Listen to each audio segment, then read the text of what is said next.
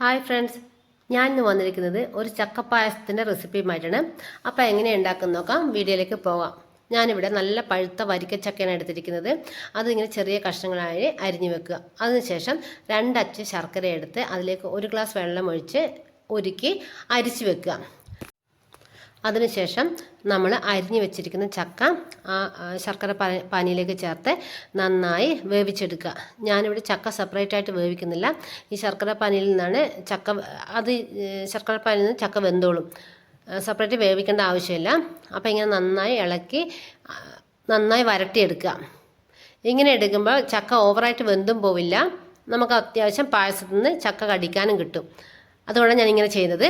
അപ്പോൾ ഈ ഒരു പരുവമായി കഴിയുമ്പോൾ നമുക്കിതവിടെ മാറ്റി വെക്കാം. അതിനുശേഷം 2 ടേബിൾ സ്പൂൺ വറുത്ത പച്ചരിപ്പൊടി എടുക്കുക. അതിലേക്ക് അല്പം ഉപ്പ് ചേർത്ത് തിളച്ച വെള്ളം ഒഴിച്ച് ഇത് നന്നായി കുഴച്ച് വെക്കുക. പിന്നെ ഒരു അച്ച് ശർക്കര ഉരുക്കാനായി വെക്കുക. അത് ഉരുകുമ്പോഴത്തേക്ക് നമുക്ക് ഈ കുഴച്ച് വെച്ചിരിക്കുന്ന മാവ് നമുക്ക് ചെറിയ ഉരുളകളാക്കി ഉരുട്ടി വെക്കുക.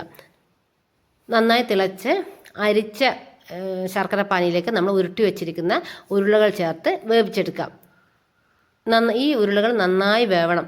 നന്നായി വെന്ത് ആ ശർക്കര പാനി ഉരുളകളിൽ പിടിച്ചിരിക്കണം. ആ ഒരു പരുവാകുമ്പം നമുക്കതിലേക്ക് നേരത്തെ നമ്മൾ വരട്ടി വെച്ചിരിക്കുന്ന ചക്ക ചേർക്കുക. ചക്ക ചേർത്ത് നന്നായി ഇളക്കി യോജിപ്പിക്കുക. അതിനുശേഷം ഞാനിവിടെ ചേർക്കുന്ന തേങ്ങാപ്പാലാണ്. 1 തേങ്ങയുടെ പാലാണ് എടുത്തിരിക്കുന്നത്. അതിൻ്റെ 1-ാം പാൽ ഞാൻ മാറ്റി വെച്ചിട്ടുണ്ട്. 2-ാം പാൽ ചേർത്ത് ഒന്ന് തിളപ്പിച്ചെടുക്കുക. അതിനുശേഷം നമ്മൾ തീ ഓഫ് ചെയ്തതിന് ശേഷമാണ് ഇതിലേക്ക് 1-ാം പാൽ ചേർക്കുന്നത്. അങ്ങനെ നമ്മുടെ പായസം ഇവിടെ റെഡിയായിരിക്കുകയാണ്.